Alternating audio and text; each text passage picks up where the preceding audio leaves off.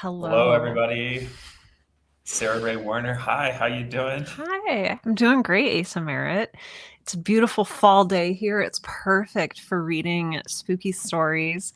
Overcast, gray, leaves falling past my window. I could not be happier. How about you? How are you doing? I love that. I love that. I love fall. I That's miss fall.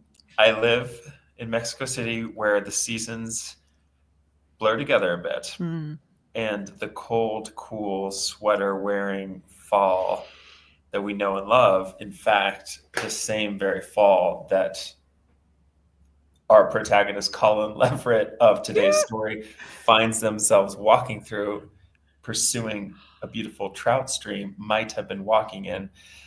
So, thank you for sharing that. Yeah. Yes. Yeah. Oh my gosh, yes.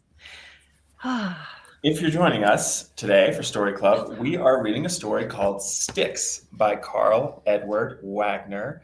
Sarah and I do this story club every week. We are working our way story by story through this anthology called The Dark Descent. Sarah and I are both writers. We'll introduce ourselves shortly in that capacity. But in terms of the story club, that is context. Sarah and I both write things in or adjacent to horror. And by going through this anthology, we are learning and learning with you.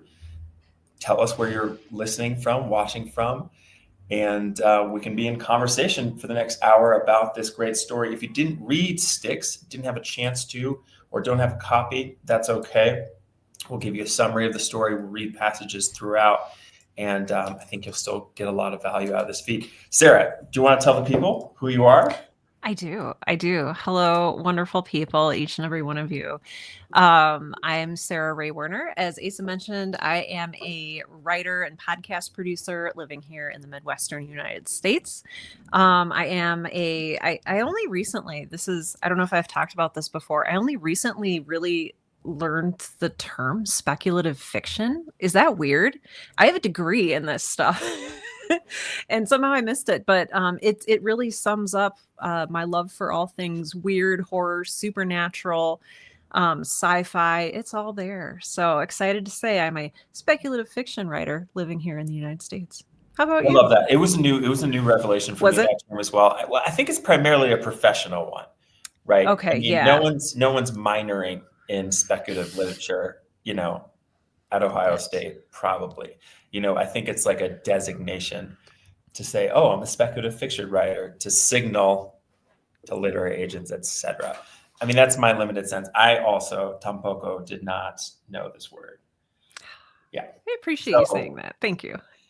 I'm Asa. I write short fiction, used to be a screenwriter, which also partly explains why speculative fiction is new to me. Now I'm writing short fiction. That's why I'm on YouTube. That's why Sarah and I are here. We run a Discord. I love to write. Yeah. So, to that end, let's talk about this story. So, this story, I'll just give a brief overview and then we'll dip into it. The way we structure these is we always kind of start with what it was like to read this story as a reader, sort of what the reading emotional experience is. And then we kind of try to figure out why we felt that way, lift up the hood, and see how it's working as a piece of writing. So, Sticks by Karl Edward Wagner is a story that takes place over basically a half a lifetime. This Mm, character, Colin Leverett, is a young man. It's during the war, World War II. His draft card is sitting on his desk at home, and he's got one last afternoon. And he goes out to the trout stream to get another good fish in there in upstate New York. But he finds something very freakish. He finds an abandoned cabin structure strewn with these stick cairn lattice work type structures. If you saw True Detective, think of some of that imagery is straight out of that. Look at this, or the Blair Witch Project. This is right. This is folk horror. This is woods. This is like weird tweed stuff that's dark. So he has this experience. He goes to this house. He runs into this like ghost guy thing in the basement.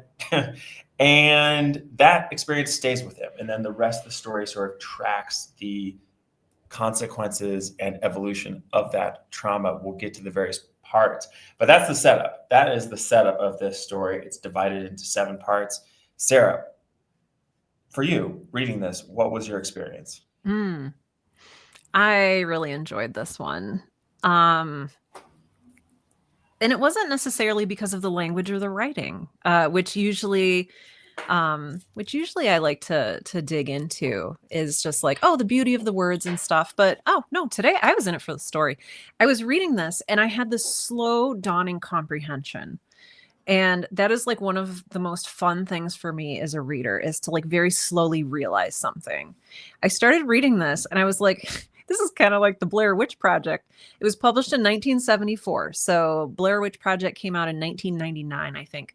So I was like, oh, this is fun. And then I was like, wait, there's a farmhouse and it's abandoned, like at the end of the Blair Witch Project.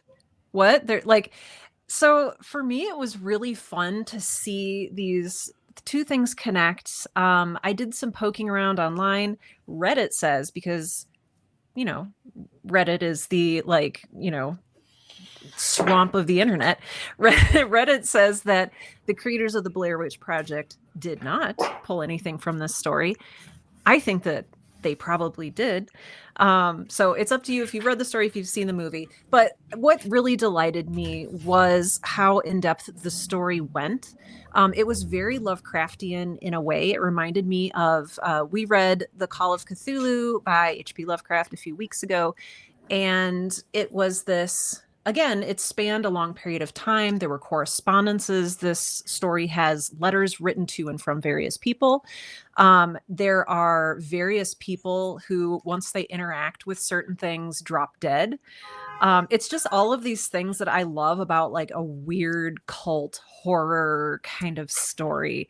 And it does end up, and it's extra meta, I think, because the protagonist is an illustrator for magazines such as Weird Tales, where a lot of this original Lovecraftian cosmic horror stuff was published. And he even talks about his love of cosmic horror. And so I thought that was so interesting. So yeah, this whole time I was just like gleefully like giggling and like kicking my feet and like making notes in the margins. I had a great time reading this story. How about you? I love that. I really enjoyed this story as well. I hate to say anything negative because I love it, but I did. Well, it's actually a testament to how much I loved part one. So part one of the story is when this guy's out in the woods, out on the stream. He runs into the house. It's by far the longest section, and I was so transported, And then the rest of the parts are more. Some of them are epistolatory, like you said, letters. Others like take place in different contexts, and so I was sad to leave the woods and not come back to them in quite the same way. Yeah, that first person experience. There's a real sensory experience to that part one that I also really enjoyed. He talks about the leaves. He talks about, as he gets nearer to the house, he talks about the wrongness of things. And we are right there with him. Asa, I love that you brought that up, because that was a lot of my enjoyment. I was discovering this creepy goings on right alongside the narrator, whose name is Colin Leverett. There's just some beautiful things here. When he first notices, when we talk about sticks, what we're talking about are these, we learn later there, it's like epigraphs of like a language. I want to say an alien language, but this is not about aliens. It's alien in the same way that a lot of creatures from the Cthulhu mythos are like alien. Less little green men with big eyes, more unknowable entities. But yeah, he notices these things because he is an artist, and I liked that as well. If I may. So what he sees is, at first he sees a scrap of board nailed to several sticks set into a stone wall. And he's like, oh, it probably is a like no trespassing sign or something. But no, it's just a bunch of sticks nailed to a wall with a flat piece of board. And I was like, okay, that's weird. He passes several more of them. Then he gets into this place where he sees this, let's see, he appreciates the craftsmanship of the work, the calculated angles and lengths, the designed intricacy of the maddeningly inexplicable devices. There is something distinctly uncomfortable about their effect. They're later called bizarre lattice structures that defy description. But he still tries, much like Lovecraft was like, you can't understand this, but I'm going to tell you anyway. Some were only one or two sticks lashed together in parallel or at angles. Others were worked into complicated lattices of dozens of sticks and boards. One could have even been a child's tree house. It was built in 3 planes, but it was so abstract and useless it could be nothing more than an insane conglomeration of sticks and wire. And what really struck me here is he says over and over again, I made a note of this, but I don't remember where it was. He is an artist, but he doesn't ever think of these as like art, as like human expression. Right. He's like he takes out his notebook and he starts sketching them because he's an artist. Because also in 1974 you don't have your little travel camera maybe. But he's looking at what might be someone's private art installation, you might think at first. I don't know, but it never once crosses his mind that this could be art. All he can think about is, why did somebody make this? Like, what purpose are these serving? Why did they make me feel like dread inside? So I don't know. I thought that was interesting for an artist to look at these things and not even remotely think, oh, this could be art. I love that observation. Yeah, because that is the potential options that he does go through are Yes. prank. Yes. It's like, is this a prank? Yeah. Is this a child's game? Neither of those are like the first. Like, if you go, these are sculptures, right? Yeah. And like and particularly that an artist fails to even entertain that possibility is totally nuts. Okay, we've got comments coming in. I love this. If you're in the feed, let us know. Give us your thoughts or even impressions based on what you're hearing here. The description of these sticks defy description. Well, not by me because I'm a writer. You couldn't though with your non-writer mind. Anyhow, sticks. Yeah, and then he goes on to tell you about the sticks.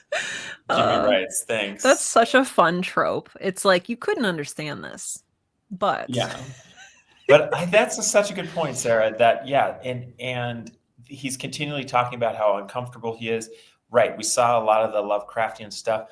Another thing I underlined at some point was angles, unnatural angles. And, that feels like a direct call out to both Lovecraft and potentially Shirley Jackson is all about messed up angles in The Haunting of Hill House. I didn't make the angle or the Shirley Jackson connection. I mean, cool. If I'm remembering right, but yeah, just to echo here's another little sentence then. Was this then the planning room for the madman or educated idiot who had built these structures? Mm-hmm. Right. I mean, just like it's something alien, like you said.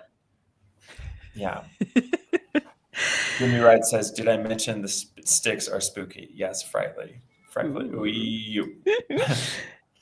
I think too, it's interesting to note too. I had to actually look up a bunch of words, which I don't want to like toot my own horn. I as a writer in my 40s, I have an okay vocabulary. I had to look up several words. So as our protagonist, who I keep wanting to say, is it Colin? Yes, Colin Leverett. As Colin is walking deeper and deeper into the woods, approaching this farmhouse, he sees that the foundation of this farmhouse, which is falling apart, mildewy, and covered in these stick lattice work, creepy figures, he notices that the foundation is made of stone, and that stone foundation of the house is way larger than the house itself. And when he goes inside the house, he sees that the cellar underground is this like stonework, huge space that's like way beyond what a house of that size would need. And this is sort of our first hint that Colin doesn't find this out until later, because he doesn't tell anybody about what happens to him after it happens, because he's leaving for the war and everything's terrible. But at some point, I'd like to talk to you about Dolmen and megaliths and the Bronze Age. But should we first talk about what specifically happens to Colin in this house? Right. It's not a good scene. It's not a good scene. Curiosity almost killed the Colin, because what goes on is in the yard outside this house are all these creepy, twisted, Blair Witchy, True Detective-y, like stick things. And he's like, I'm just going to go inside because that's a great idea. Which incidentally, I felt, and I want to talk about that as like a Yeah. writing idea, because usually home is like safety. Ooh. And here it was like this locus of horror, which goes along with haunted houses, but still it was working on me in a different way. So I want to talk about that later. Anyway, Yeah. he goes into this scary house. It is scary. Then he goes down the cellar because, right. And he kind of knows it. He's like, there's no lights. I can't see anything, but I'm going to go down the cellar. He gets down in the cellar. In the cellar, there's a giant stone slab. He approaches it, and then something grabs his wrist. He gets a glimpse of this thing in the sunlight coming through the slats of the cellar door, and it's some kind of like half alive, half dead, is the word it's given. Lich, I believe. Lich. It was a lich's face. Here it is. It was a lich's face, desiccated flesh tight over its skull. Filthy strands of hair were matted over its scalp. Tattered lips were drawn away from broken yellow teeth and sunken in their sockets. Eyes that should be dead were bright with hideous life. Yeah, so it's a monster. It's like this like corpse thing. I got all kinds of images for movies, at least. That's what happens in the house. He runs, he screams and he runs. He hears footsteps behind him. So whatever was on that table presumably got up and was chasing him, and he ran like hell into the woods and did not think about that. Again, he goes off and fights in World War II, is traumatized like many soldiers were in that war, and comes back, and other stuff happens, and then eventually we loop back to that. Yeah. One of my favorite things is like he gets so scared, but then he also has the presence of mind. He's carrying a cast iron frying pan because he was like hoping to catch fish and stuff. And he like bashes the lich's head in with this, and that actually comes into play at the end of the story about this poor lich who is like brain damaged now because he smashed in his head with his skillet. So it's little things that make me happy. It's the little things. It's the little things. Yeah, and then just for context, what happens? He comes back. He starts making art again. So he is this illustrator making art for weird tales. It's too weird. Everyone's like, this is too messed up. So now he's post-war. He went through this like insane experience at the haunted house. His art is too twisted, even for the twisted horror readers. He becomes a recluse. I mean, where does this story go for you, Sarah? Like, what's the emotional kind of trajectory like that's happening for you? Yeah, for me, it is a sort of knitting together or coming together of the artist Colin's experience when he is out in this horrible place in the woods. It's a merging of that experience with his life and his career as an artist. So like over time, these two things end up becoming inextricable from each other. This experience literally stays with him and it becomes part of his identity as he moves forward as an artist. And I don't know if I've ever had anything like that, I don't know, insane happen to me that it would like, oh, now my entire, my career is going to be different. He was already a horror and weird story fiction illustrator, but this kicks him to a whole new level. So I think for me, a lot of the story was exploring how did this thing affect this artist? How does he carry it with him? How does he process it? And then, because he doesn't even tell anyone his story until I want to say years and years later, decades later. Yes. It was a good 25 years history when Colin Leverett, who's been sending out his images. Yeah. So 25 years after this event happens, after the war, he sends his work out to finally one person who appreciates the gory horror of his work. He is asked by Prescott Brandon, who I'll just refer to as Brandon, to illustrate one of Colin's favorite authors' books. It's an anthology of his stories. Kenneth Allard is the name of this horror writer. And he's like, I thought of you immediately. Would you please illustrate this book? And Colin was like, heck yes. And it turns out this is it's a joy for Colin. Leverett was delighted. He felt some nostalgia for the pulp days, and he had always admired Allard's genius in transforming visions of cosmic horror, name drop, into convincing prose. And Leverett bent to his task with maniacal relish. And so he needs to process what happened to him through this art. And he experiences some freedom, I think, in this. He realizes that in the back of his mind, he's been recalling, their depraved secrets that so reminded him of that spring afternoon at Man Brook, which is where this farmhouse was. Although he had refused to look at it since the day he had staggered in, half dead from terror and exhaustion, Leverett perfectly recalled where he had flung his notebook. And so he hasn't even looked at his notebook of these drawings of these stick figures in over 25 years. Like, he immediately got home, threw his notebook into a pile somewhere, and has never looked at it. And so this is really his first revisitation of the horrors that happened to him decades ago. He began to sketch bits of stick latticework into his pencil roughs. The sneering faces of Allard's degenerate creatures took on an added shadow of menace. Leverett nodded, pleased with the effect. So he's really merging his own experience with the work that he's doing. So it turns out Prescott Brandon loves the work, and says that ever since it was published, this local historian, is trying to get in touch with Colin, because, well, at first I thought it was something sinister, but it turns out he's a historian who is like, hey, I've seen sticks like that before. I've seen, can we meet and talk about this? And this is when Colin tells his story for the first time in 25 to 30 years. He tells, dutifully, he wrote a lengthy letter setting down the circumstances of his experience at Man Brook. So this is the first time that he's told this story. So yeah, I feel like that's significant. But Asa, I really appreciate what you're saying here, because what we're seeing is we've gone from this like deeply imagistic, like very I don't know, almost poetic, not as poetic as some of the other writers that we've read, but there's definitely some beautiful descriptive language, to like sitting at a desk corresponding with letters up until the end of the story. So it does feel drier, maybe.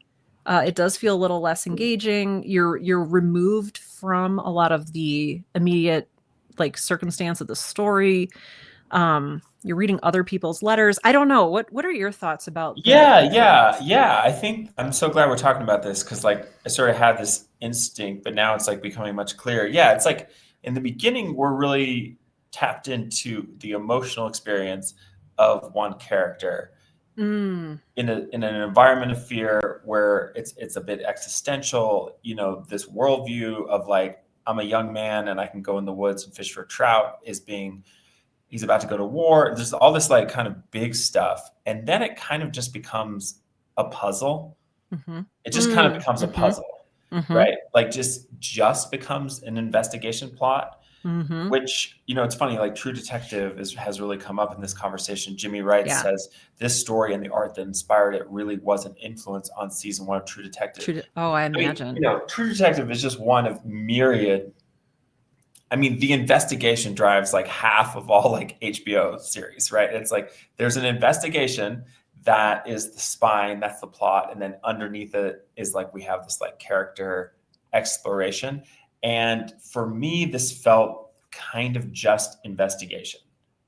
Not entirely. We do have this like, this guy has to revisit his past trauma, so not completely, but yeah, it just kind of, the gears of the car, it just shifts into this different gear that makes it kind of like this like detective story.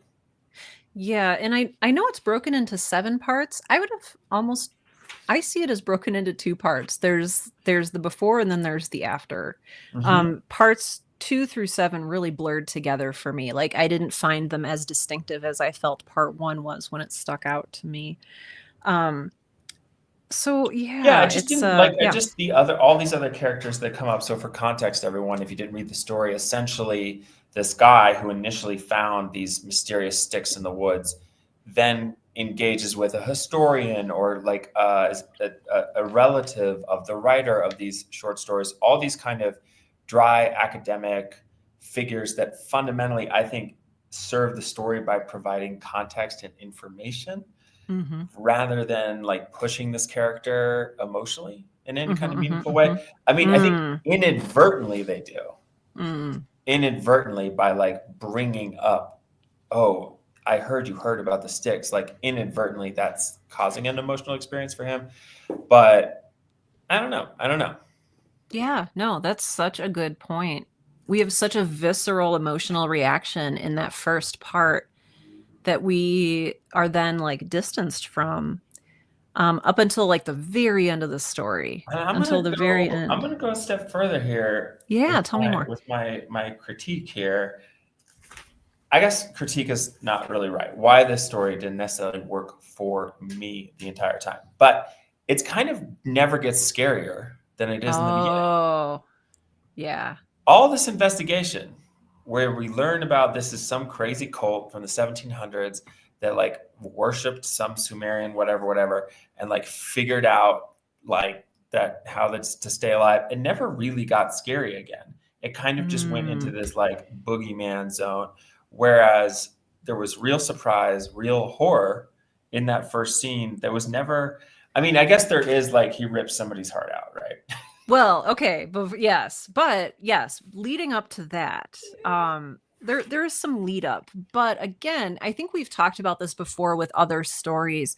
A lot of the, I guess, horror that comes through the middle of the story, the largesse of the story is through these nightmares. So Colin is having these recurring nightmares about being in the cellar of this abandoned farmhouse surrounded by these like, glyphs, the sticks and the lattice work creations. And he's having very vivid dreams, or at least he thinks they're dreams. And for me, when as a reader, when I'm reading about a dream, I take it less seriously, Right. because there's no stakes, right? Like when you're dreaming, you're in the safety of your own head. And it's not like, oh, is he going to get out alive because he's dreaming? Well, except ... or is he, So I think that for me, so it did have a lot of like nightmarish beats after that. And one thing really, really stuck out to me during one of his recurring nightmares, if I may. Yes, All right. always. Always. So part 7 begins, he was floating in space. So this is a huge shift from the rest of the story. So maybe I should say this is in 3 parts. So we've got part 1, and then we have the rest of the parts, and then part 7 here is again a large shift. It's not a time shift like the first like that first break, but it's from the point of view of he's having this freaky dream. So he was floating in space. Objects drifted past him. Stars, he first thought. The objects drifted closer. They were stick lattices of all configurations. And then he was drifting among them, and he saw that they were not sticks, not of wood. The lattice designs were of a dead pale substance, like streaks of frozen starlight. And like he enters this like multi-dimensional maze and like enters, like he's like crawling through tunnels of impossible geometry. So I feel like a little bit of that presence from the beginning of the story returns here, but it's in the context, it's presented to us as the context of a dream. And so yeah, it feels less concerning, less immediate. Yeah, so I very much feel what you're saying there. Yeah. Yeah. I don't know. How else can we enter this story? Yeah, well, I feel like we've talked a little bit about the character of Colin. We enter this story through Colin, again, who is an artist. And I mentioned earlier that, this story is really following how he integrates this experience that happened to him in his art, and which his art is also his career, which I always think is interesting to look at.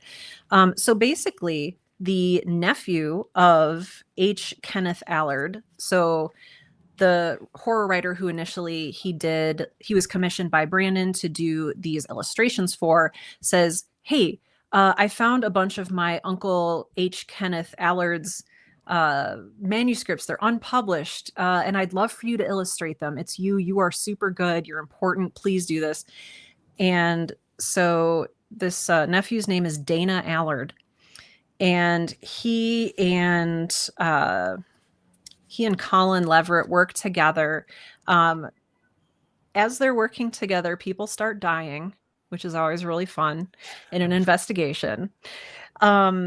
But basically, they get to the point where, after Colin has this dream that I just read an excerpt from,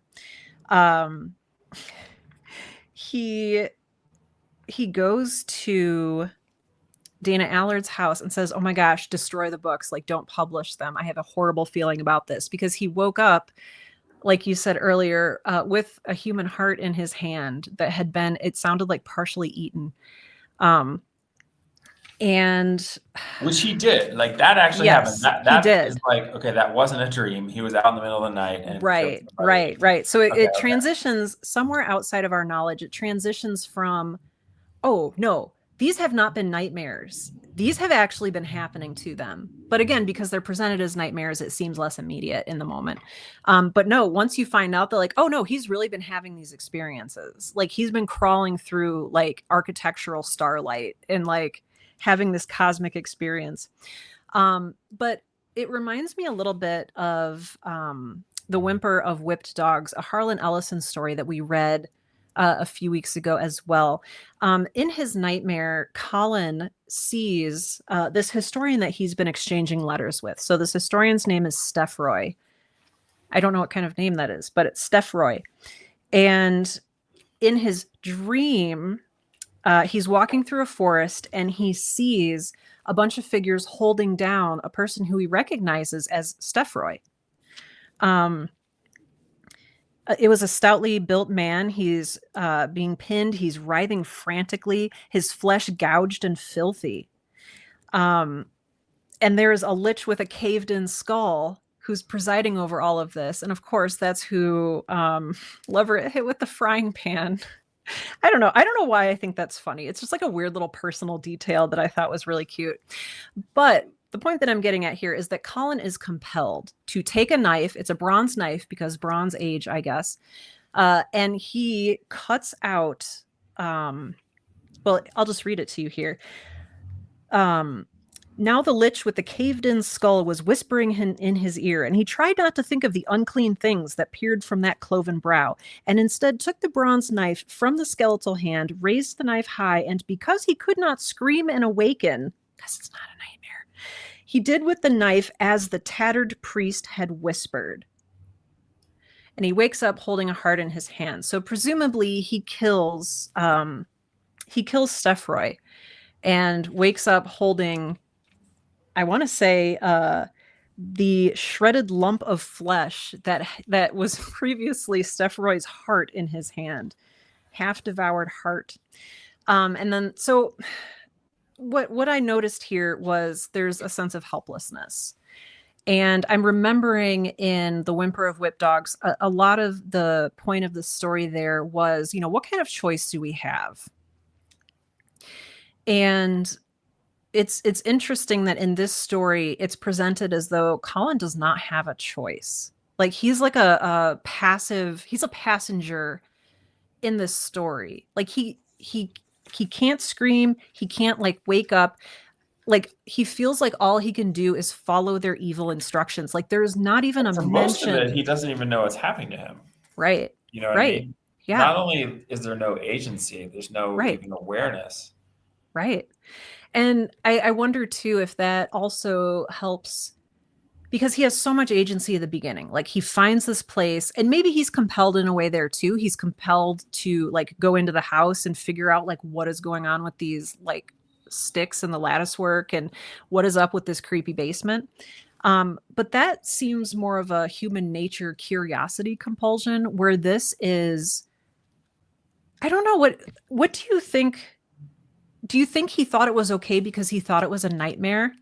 Like, oh, well, as you know, if I like stab this guy, then the If nightmare will be something over and I'll like wake that up. happened to you, right? If you went into a cellar and a zombie essentially grabbed you, I mean, I would, no nightmare would ever surprise me. You know Yeah, what I mean? So that's I would true. expect to have nightmares my whole life. And the most insane nightmare seems like part and parcel with, yeah, you had an impossible, horrific experience. So I think, yeah, I mean, of course he doesn't act because, like, if anything, he doesn't want to give them more emphasis in his life, or at least that's how I kind of feel about the situation. Yeah, yeah. Do you Okay, I also think it's interesting that he continues pulling from the horrors of that night when he went through 4 years of World War II. Like he was in the trenches. None of this, like it's he seems to have come through that unfazed. Unlike this night with the Lich that happened 30 years ago. And okay, so I think that's interesting and I'm not sure what to make of that other than the writer saying like this experience was, scarier and worse than 4 years of a very like bloody intense Well, war. I feel like we get, I mean, so part two is when is the war? Yes. When Colin Leverett returned from the war, his friends marked him a changed man. And it goes on to say all the ways has changed. His body has changed, his temperament has changed. And so maybe the war actually, maybe he was like a really strong, robust person psychologically also. Mm, And actually, so maybe while the war mm, didn't, while his principal PTSD remained this horrific experience, maybe the war eroded his yeah. psychic capacity to like keep that at bay. You I know what I like that. mean? I like that interpretation. I like that. It like chewed at the edges. Like yeah. I Yeah, like that. because and then it just kind of gradually like we get this description of how his career goes downhill, how he couldn't produce art. Specifically, it's actually not that he couldn't produce it, it was too gruesome. Hmm. Uh, the publishers of a new anthology of horror stories sent back a pair of his interior drawings. Too gruesome, especially the rotted, bloated faces of those hanged men. Yeah, so essentially, like presumably before, and he went to the war soon after this experience, but It was, I think, yeah, even a matter of days, maybe. okay, okay.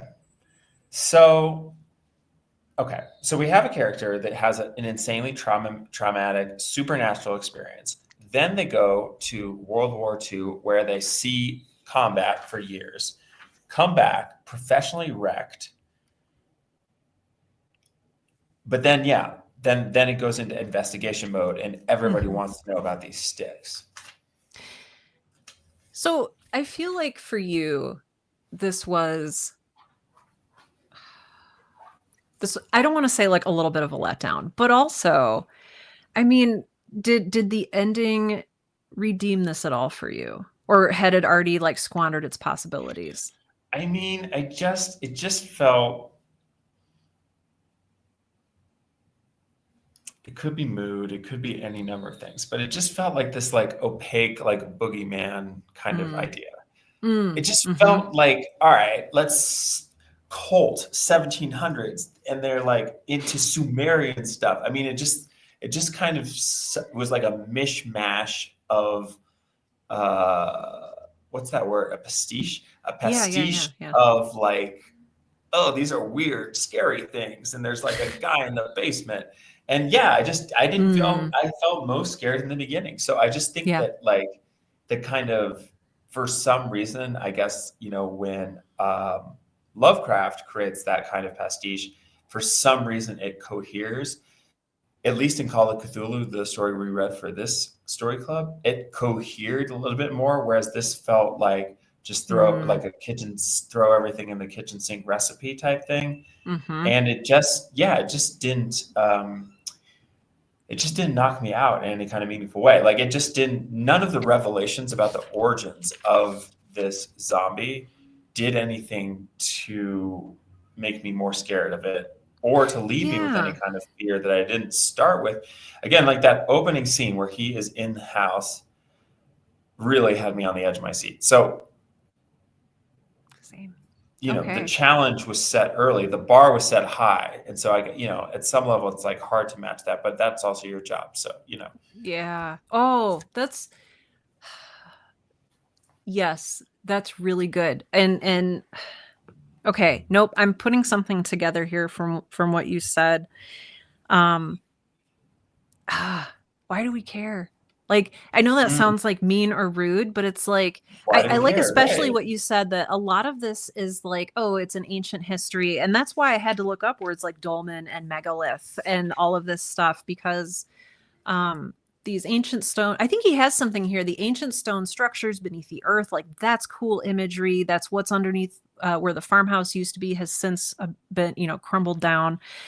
um but you're right, there's a disconnect between what this immediate experience he has in the beginning and then like, oh, between, I want to say they're even talking about like 2000 BC, And like all the people that die, I mean, you talked about it, right? Like a bunch of people die. Hey, B. Burns, welcome.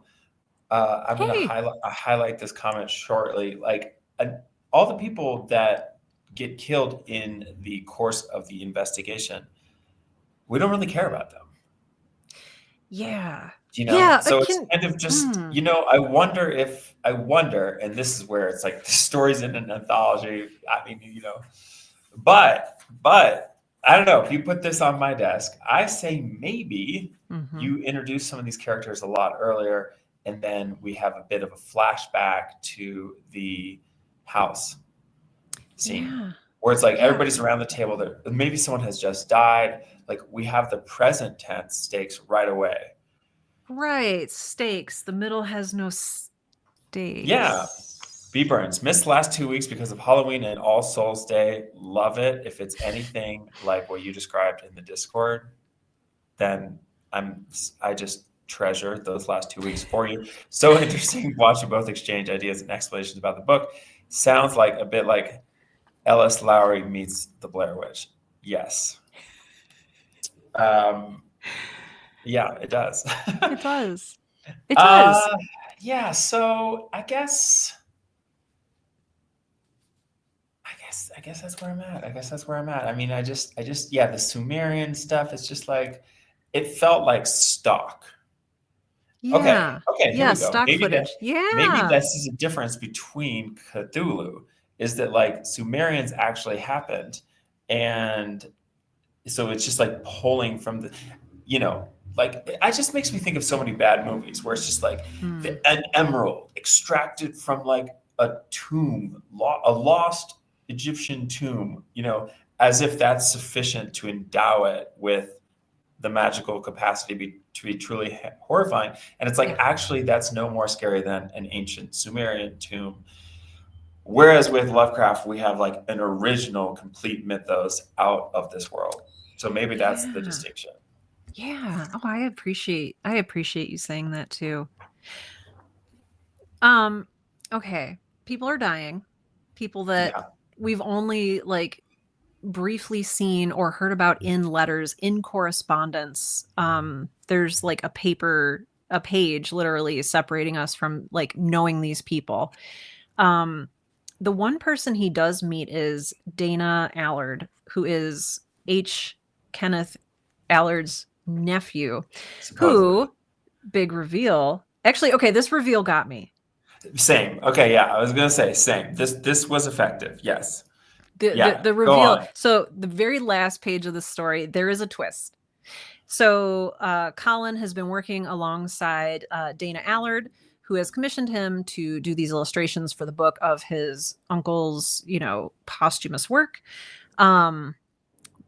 Printers, some of the people in the printing process like die, some like step away from the project saying they refuse to work on it. And that's like kind of told to us like as an aside almost. I would have liked to see maybe more of a focus on that too. I would love to be there for that. But basically, yeah, Colin freaks out and he goes to Allard's house and he's like, hey, I don't think we should publish those books. I got a real bad feeling. And Dana's like, oh, I Come on down to the basement. yeah, My yeah. really big one. Yeah. Well, okay. Okay. So, okay. So Dana Allard supposedly um acts like a normal person at first and says like, Colin, this sounds insane, and yeah, we can't stop this. Like, the books are going out to the distributors tomorrow. Like, here, I'll sign you a copy. And like, this is like such a fun reveal. I had to like read it twice, but he inscribes this book for Colin, and it says, for Colin Leverett, without whom this work could not have seen completion, and the signature at the bottom is H. Kenneth Allard. So our reveal here is like, whoa, Dana Allard has been an undead H. Kenneth Allard Right. this whole time. Yeah. It even talks about like Leverett saw places where the hastily applied flesh tone makeup didn't quite conceal what lay beneath. And so we get this very like quick ending. I don't know what it I mean, okay, for me it was fun having a reveal that I didn't expect. I always appreciate when a story can surprise me. I do appreciate that. That is like really fun for my brain. Like, yes, that's fun. I mean, and I think the assumption here is that these books are going to be sent out and people are going to read them, and as they read them they're going to like intone these ancient spells, and like Right. so then the dead will conquer the world, and it's going to be this whole thing. I don't know. What did you think about this ending? Well, I think what you just said, the language you just used, and it's going to be this whole thing, like sums it up. It's just like, trust me, it's going to be bad. The boogeymen are going to come out, and it's going to be this whole thing. Yeah. You know, like the end. I just don't care. I don't care about, I don't know. I definitely am guilty right here of like, if I decide I don't like something, then I'm just pouring on. But yeah, I guess it's just like there's not. If we're gonna have this principal twist, also, I want to meet Alan earlier, or Dana. I want to meet Dana earlier. I want Dana to have an impact on Colin earlier in the story. So I don't know. Yeah, it just, the story went from being so micro to so macro. Yes. There was a real like, you know, like a line. I'm thinking just like a math line there, where it's just like, it's such a private fear. And then by the end, it's like, yeah, we are releasing a book that will destroy the entire earth, which totally could be exciting. But I guess I was just more compelled by this artist, this talented, amazing artist who had this insane experience. Yeah. And it plagued him for life. And I don't know. I think I would have been excited, or I am excited, or would be excited to see a narrower version of this story that didn't necessarily feel like it needed to explain completely the Sumerian cult origin. I don't care. Like it's cool. There's some weird cult.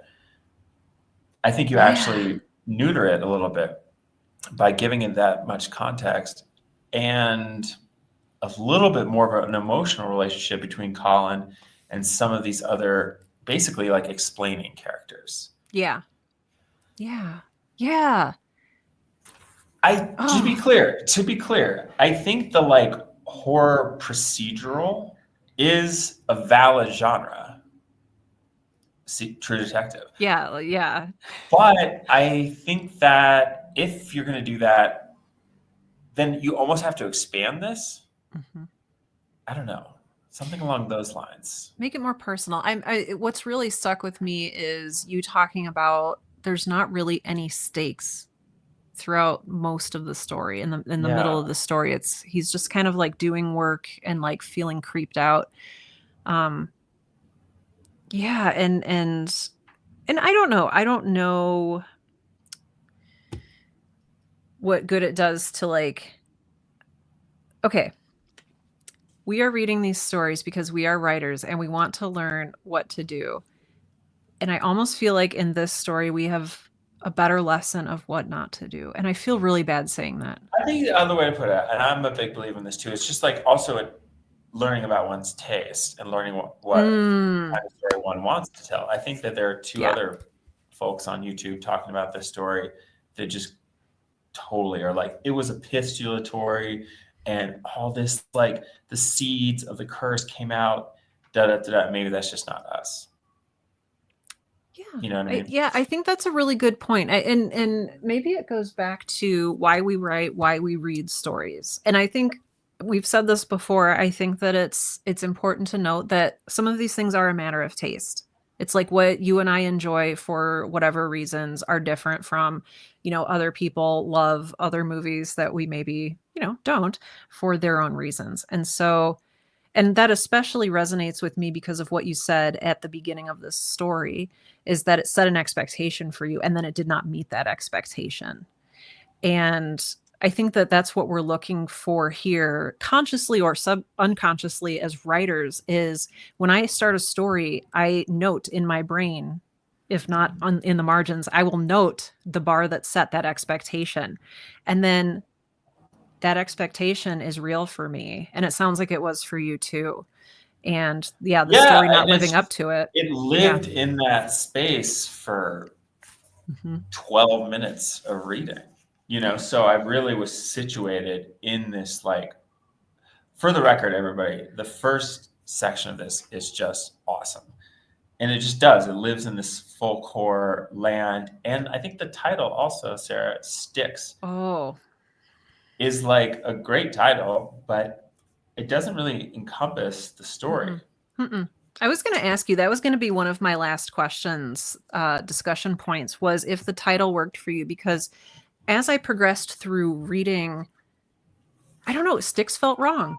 It felt like the wrong title, because these aren't just sticks, right? Because if you think about sticks, the sticks are the components of what makes up the lattice work of these like weird little glyphs and stuff that he's found.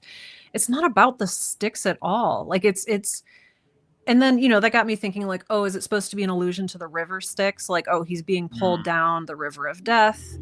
I don't, but I don't think that was it either. I don't I necessarily think like that it. I mean, there's, it's catchy, it's compelling. I mean, the idea of like sticks as an yes. object of horror is exciting to me.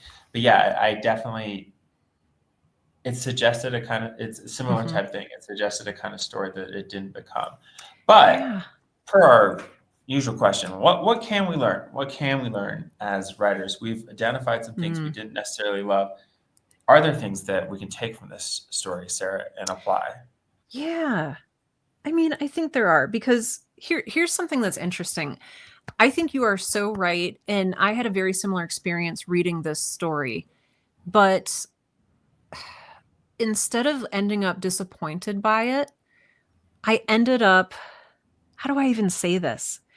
Hungry for more, but Mm, like not necessarily from this story. So this story like really whetted my appetite and reminded me how much I love stories like this, but did not like end that's cool. satisfactorily. And so I think uh, I think it's interesting to look at, as far as like taking stuff away from this person's writing. um it's really interesting what elements work and what elements don't work and how to knit that all together. So I feel like I'm coming away from this with an understanding. Um, ooh, we have some good comments coming in that I just saw. Jimmy writes, if you're going to write a Lovecraftian investigative story, you need to stick to the same beats until you're ready to veer off, but that veer had better be good. Yeah. B. Yep. Burns, as writers, do you find it easier to identify what you Hmm. don't want in your work than what you do? Sarah, I'm curious, how would you answer that? Yeah, I think this is such a great. This is something that, okay.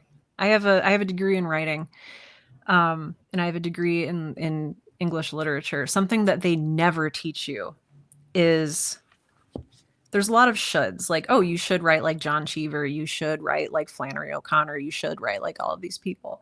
But there's never an encouragement to understand what you like by first understanding what you don't like. And I have found that like that has been my truest guide in choosing what I want to read, what I want to watch, and what I want to then create.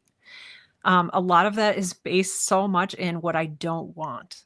Like Girl in Space season 1, there were some things I wanted, but I only clarified what those things were by understanding what I didn't want. So like that's how I went into crafting the story for that. I was like, well, I want to tell a story in outer space, but what I don't want a big laser war pew pew spaceships. I don't want this to be military focused. I don't. And like once I'd narrowed down all the don't wants, then I realized what I do want is like a nurturing sense. What I do want is character focus. What I do want is more fantasy than sci-fi. And so I don't know. It B. Burns, that's such a good question. And my answer to that is I didn't know what I wanted until I knew what I didn't want. Interesting. Yeah, I What think about for you, me, Asa? I think Yeah. it's a little different for me. I think I am pretty self-selecting with that to read stuff that I really like and Mm. quickly put stuff down that I don't like and kind of just have like the right kind of antennae out for like if I hear enough good things about something from the right constellation of people, I'll read Mm. it and then find out like. But I do think the larger project of having like a vision, whether for a Mm. specific piece or a voice, if you will, I mean, right, that it's much harder. It's much easier to be a critic, right? It's like, oh, I don't like that. It's not good. And it's like, That's a okay, good point okay, too. make something, right? Right. Like Right. we know these people. We know these people who are just like, oh, that's bad. That's bad. It's like, oh, well, have you tried to make anything, right? So I think that Mm. I could say yes to both ways. Like it's easier to criticize than like realize a vision. But I also don't. I don't know. I find stuff I love and get hype about it. Like I've been reading Faulkner all week, and I haven't read much Faulkner, and I'm just like, I'm just going to devour Faulkner until I'm not hungry of Faulkner anymore, which precludes anything that I don't like. You Right. know what I mean? So I don't know. That's Right. my answer. I appreciate that. That's really good. I appreciate that. So is there anything that you are going to take away from this story for your own writing experience? I think okay, so this continues to like push, I feel, my education in Mm. horror writing. And by what I mean is like, we've talked about this, the Tananarive definition. Mm. Oh, that's right. Bring that back for us because I feel like it applies. I got her Oh, face once here. This is I love it. Tananarive, Love her. uh, Yes. a horror speculative fiction writer. Anyway, her definition of horror writing is something that makes you feel horror. And one thing that I've been kind of engaging with a lot recently in my reading and thinking is like when to omit Mm. and or elide, and when to just say the thing. And this story says the thing a lot. Mm. In that, Mm. Mm-hmm. he's like, he is scared, right? There was something distinctly uncomfortable. Um, Mm. there's so many descriptions of like, and it was scary. I mean, it's poetic and all that, but just saying it's like Yeah. the guy was scared, right? And so Mhm. this kind of traditional horror writing idea of if we care about the protagonist and they feel fear, we will feel fear, Yes. right? And so this story had more of that, where it's just like the person's afraid, and whereas other stories that I've also been appreciating recently do more omission. So this was a good reminder of kind of how effective direct horror writing can be. So I don't know. Mm. That's not something specific that I might not take from this. But I don't know. Yeah, just sort of like clarifying. Yeah. Honestly, while you were saying that, all I could think of was like show don't tell. And like I would have liked a lot more showing. And by showing, I'm not strictly talking about visuals. I'm talking about, I want to feel what this character is feeling. I don't want to be told he was scared.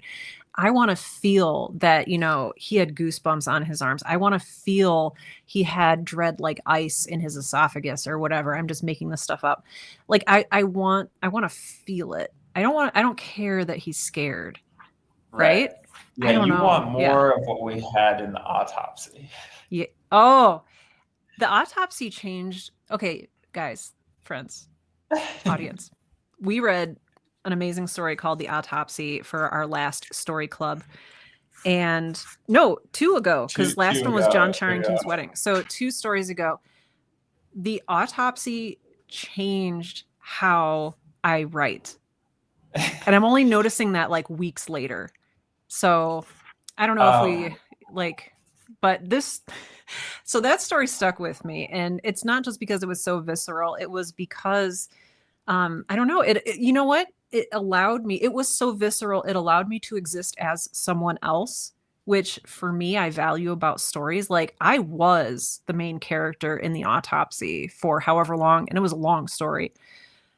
I lived through that experience. I don't feel like I lived through this experience. I feel like I was a passive observer.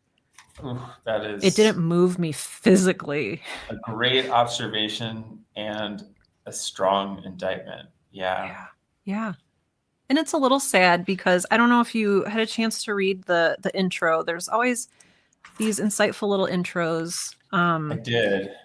So I looked into this writer, and it just made me really sad, I have to tell you. So Karl Edward Wagner, or Wagner is a young writer committed to the tradition of modern horror and dark fantasy. Like he died shortly after this, and it was so it's really sad. So I feel like that even set the tone for me for the story. Like this like anthology talks about him, and he did write a lot. He wrote a lot of stuff. He's hugely prolific. But I don't know, there was a sense of like, oh, this young writer has this career ahead of him, and so that maybe even flavored the way that I read this too. So there's a lot going on here. Jimmy makes a good point here. The risk of more direct horror is you could say, here's a scary thing, and your readers will react with, nah, it isn't. Yeah. Yeah. I mean, it's right. Yeah. Okay. Jimmy, I like that because horror, for me, horror and comedy have the same, not the same, have very similar guidelines. I don't know if that's the right word, but like you can tell a person like this is funny and they're like, no, it's not. Like horror and humor are both reactions to something. And we have a reaction that we feel maybe to something in the first part of the story, but yeah, I'm not having that reaction. It reminds me that like a lot of it too is about timing. Horror and comedy are both so much about timing. And like you said, Asa, the middle of this story reads like a history textbook about ancient Sumerian culture in the Bronze Age and the Earth Mother. Like, yeah. So anyway, sorry, Jimmy, I appreciate your comment. And I think there's a lot to that in both writing horror and comedy. Yeah. Well, I think that's a good place to stop. I think so too. Y'all, next week we have a story called Larger Than Oneself. I'm going to read the first sentence. Here's a little teaser. This is Larger Than Oneself by Robert Aikman. Upon the death of his father, Vincent Kohner got out of mine owning, which had always been the family business, and invested heavily in popular journalism, with himself as an editor-in-chief. Well, that's fun because we don't know, no clue that it's a horror story yet. So I know. That's exciting. I kind of love that, the creeping horror story that it's like, oh, slow burn. Yes, what's going to be revealed? Yes. Oh, thank you. B. Burns says I enjoyed this session so much. Thank you. We're just happy you're here. Yeah. We're happy you're here, B. Burns. Cool, everybody. Well, let's see. We have a Discord. If you're catching this stream and you enjoyed it, then you might appreciate this Discord server called the Public Writers Workshop, where a lot of folks who come to these streams and writers hang out and help each other. It's like a very cool community that is growing. So you're more than invited. And TBD on time next week. We'll figure this out. But more urgently tomorrow, Sarah, at 10 a.m. Eastern, is that the plan? Yeah, 10 a.m. Eastern, 9 a.m. Central.